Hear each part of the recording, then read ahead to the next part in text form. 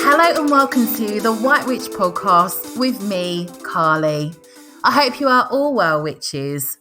So before we get started, I just have to apologise and say if you listened to the last podcast episode, The Last Witch, if it was nothing related to the show notes or title of the podcast, if there were no intro music or anything that you're used to from the show, please note that wasn't the episode and the correct episode is up if you want to listen to it.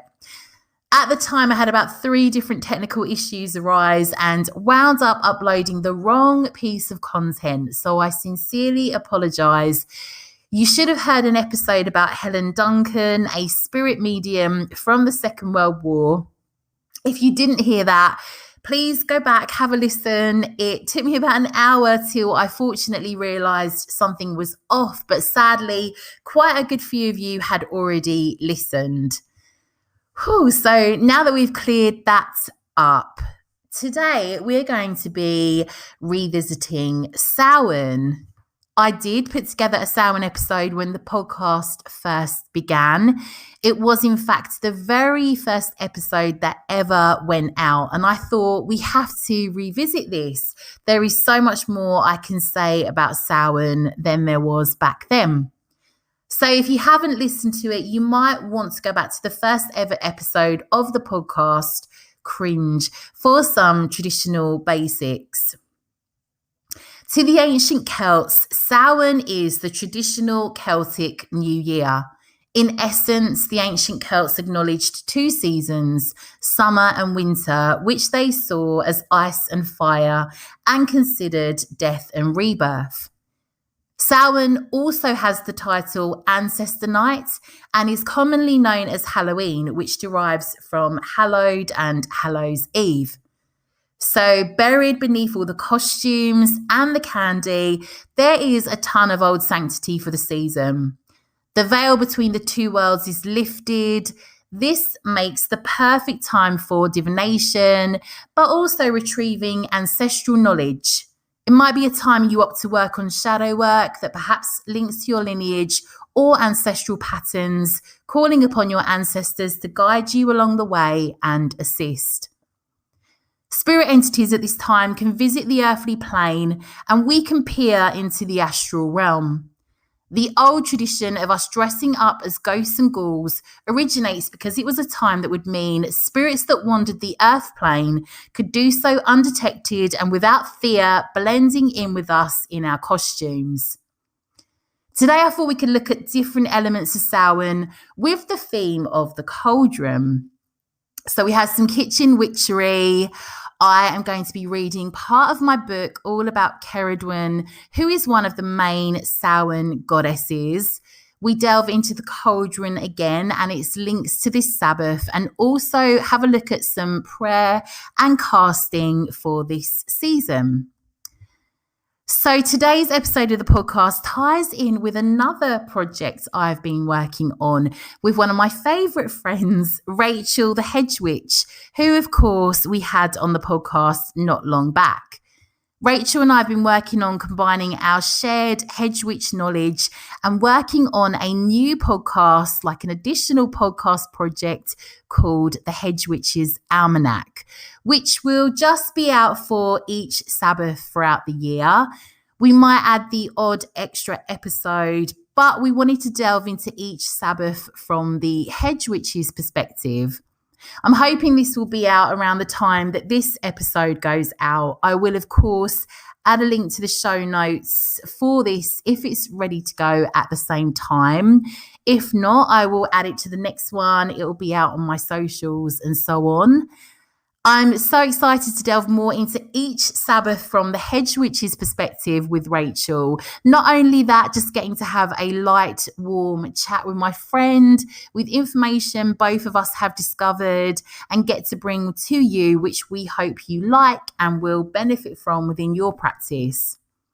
So for me, two of the main aspects of my craft I am fascinated with now really revolve around hedge witchery and also kitchen and house witch practices. I think I am just trying to live a more simple life, incorporate a lot of the old recipes, more home cooking into my practice in a bid to find magic in the mundane. So if you do listen to the Hedge Witch's Almanac episode when it's out, you will hear 3 different Samhain recipes.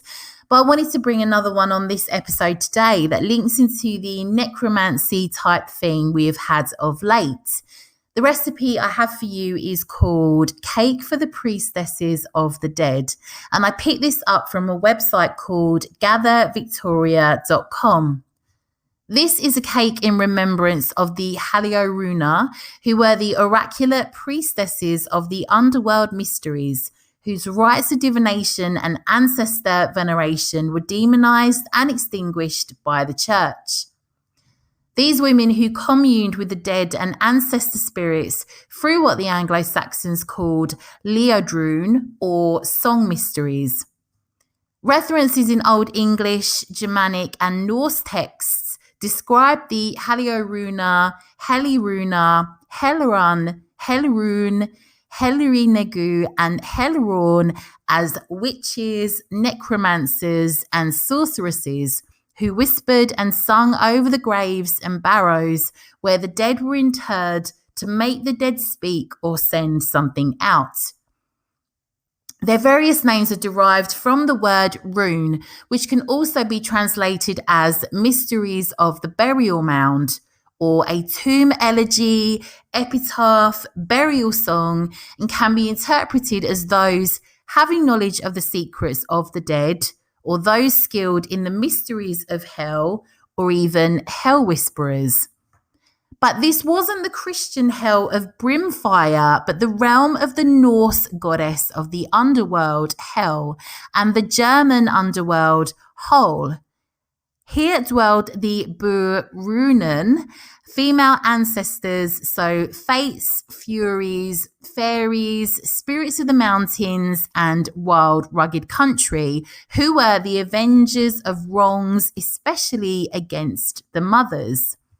By the early Middle Ages, the church banned women's night vigils and burning candles on graves to look into the future at tombs and funeral pyres as a desecration of the dead.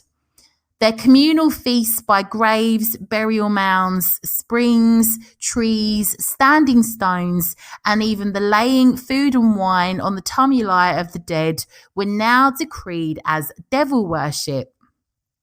The transformation of the Haliorunna into evil hags capable of killing babies, dancing with the devil, blighting crops and casting malevolent spells was said to be the work of the church, who sought to destroy the pagan practices of ancestor veneration, the honouring of female deities, and most especially the spirits of the land.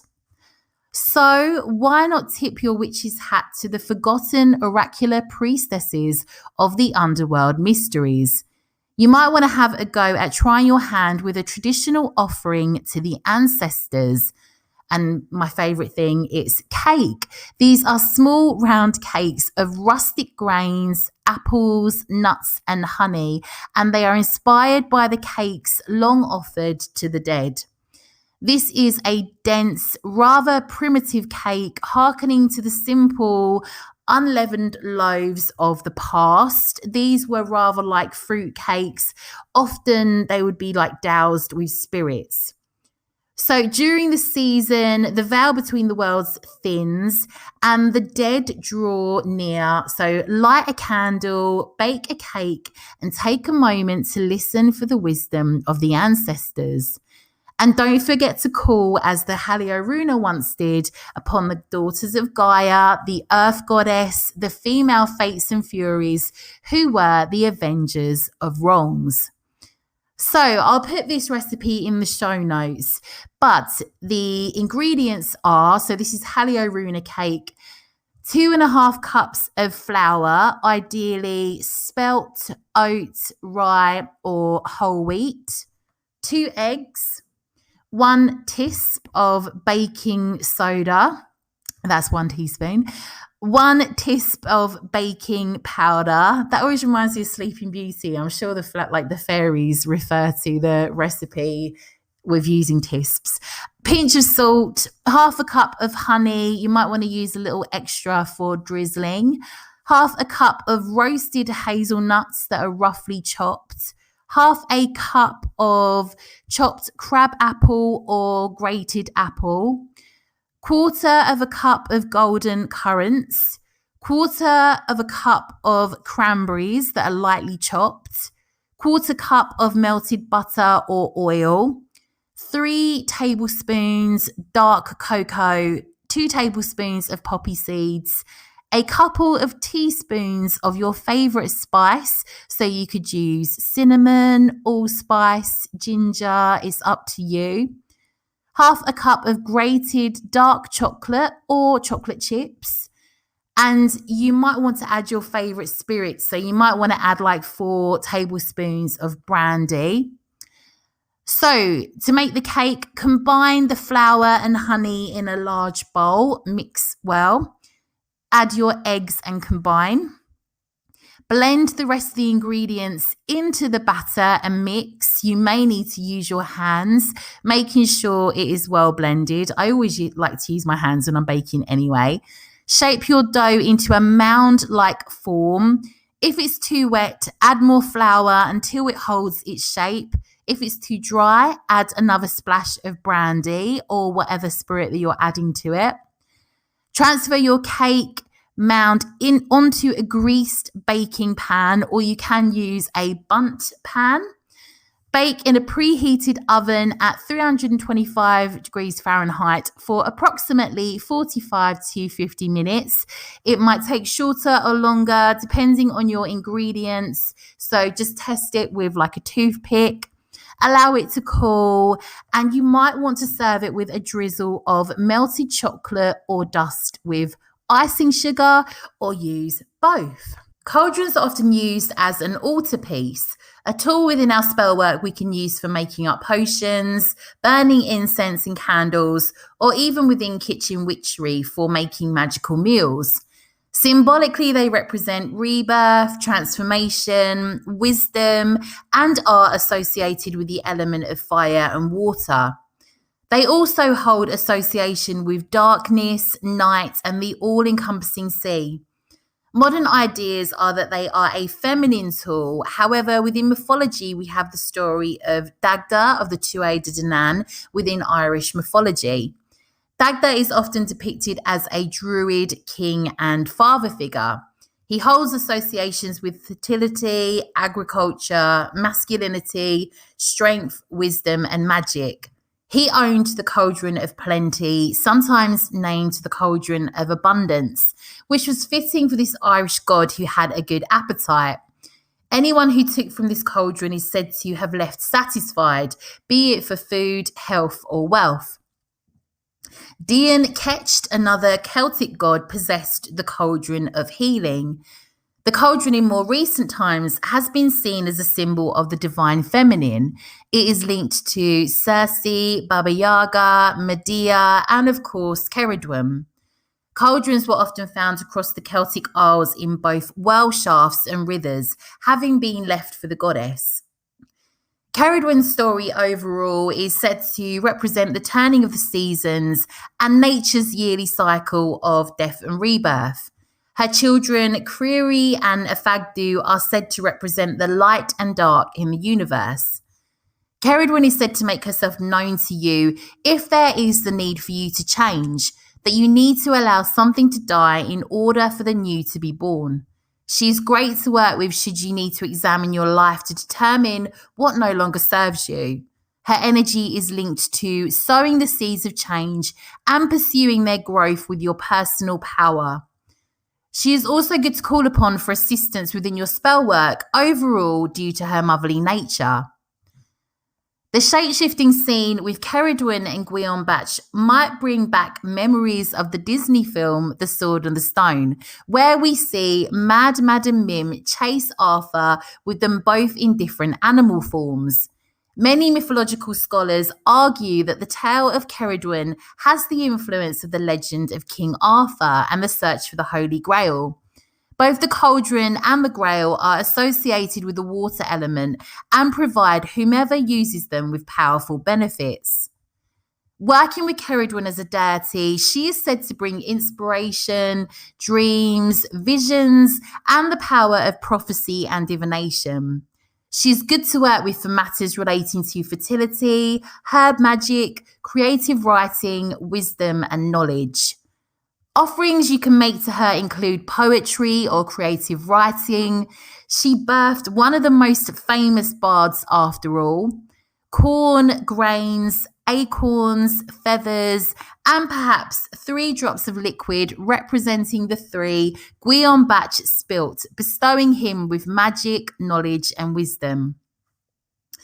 Other gods and goddesses relating to Samhain that you might want to look into are, of course, the Morrigan, Hecate, Persephone, Lilith, Nycneven, Loki, and Odin. So I have a wishing grain spell that you might want to try. And for this, you will need grains. They can be oats, seeds, or wheat, your cauldron, or just a bowl. So place your grains into your cauldron or bowl at first. Sorry, my cat's misbehaving. Hello. Place your grains into your cauldron or bowl at first light on Samhain and speak over the grain what you wish for. The grain within our spell is, of course, symbolic of Gwion Batch transforming into the small grain that Cerridwen gobbles up. Place the cauldron or bowl upon your altar and whisper your wishes upon it at regular intervals throughout a full day. Upon the next morning, cast the grain to the wind for the birds to eat and deliver your wish to Cerridwen the goddess. This is a releasing spell, and for this you will need a cauldron or heat-proof bowl, paper, matches, or a lighter.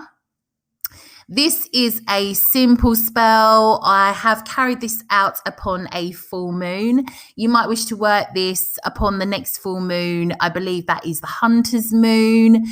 So you might wish to take some time out to meditate on what you wish to remove from your life. So perhaps bad habits, financial issues, toxic relationships, but be certain you are ready to remove this from your life. Make sure you have clarity on it. And once you are ready, write down on your paper in black ink what you wish to release. Once you've written out all that you wish to release, you may wish to say the following incantation or create your own bespoke releasing spell. Under this night and the full moon's light, I remove and release all that I write.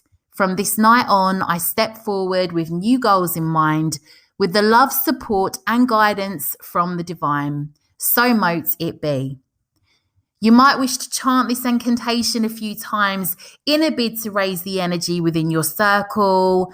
Once you are ready, set a light to your pieces of paper individually over your cauldron or heat-proof bowl and watch them burn down to embers.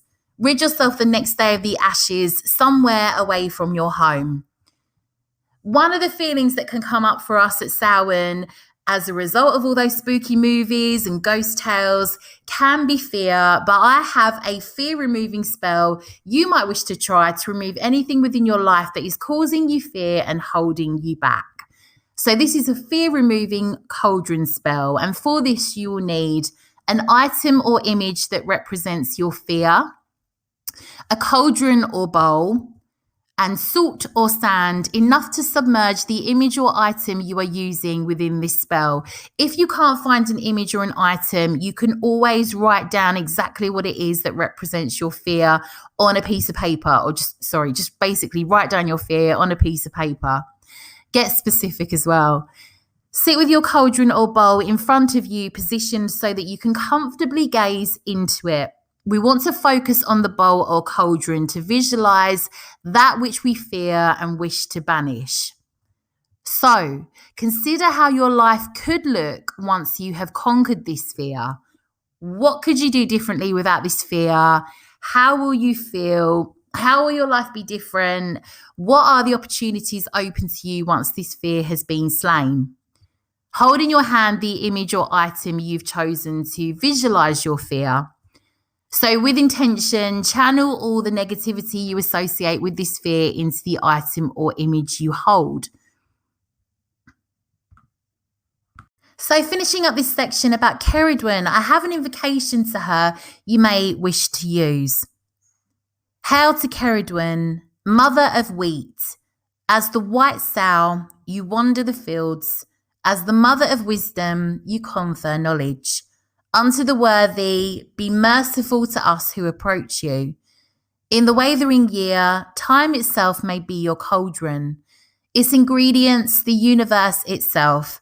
We are stirred by you, wild crone. Summon us to wisdom through the cold dark that lies ahead. Of course, Samhain is the time for divination, and I have a little divination prayer you might wish to use that I came across in a Samhain book, but I think it's something that you could use all year round. Calm my mind, cool my soul, send me within to find what I know. Open my vision, lead my heart, tell me what wisdom to impart. And lastly, I have an ancestor prayer that you might wish to use on Samhain.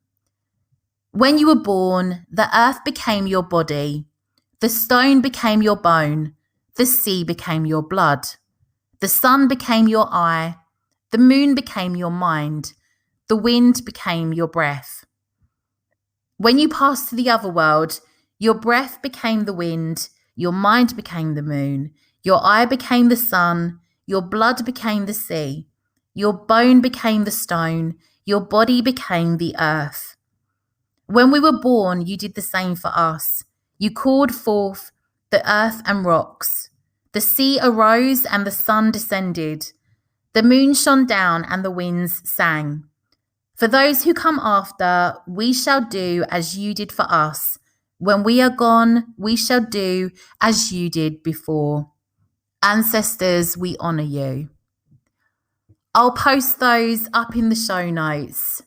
I will be back, of course, before Samhain with some other Samhain and dark season content. But before I go, I just want to give you a little update. Oh, no, before I go, I want to leave you with an old Scots Samhain blessing. May the door of the coming year open for you to peace, happiness, and quiet contentment.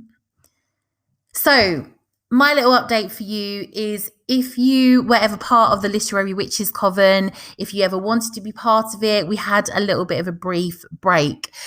I just wanted to let you know, going forward, it will now be part of the White Witches Coven over on Patreon.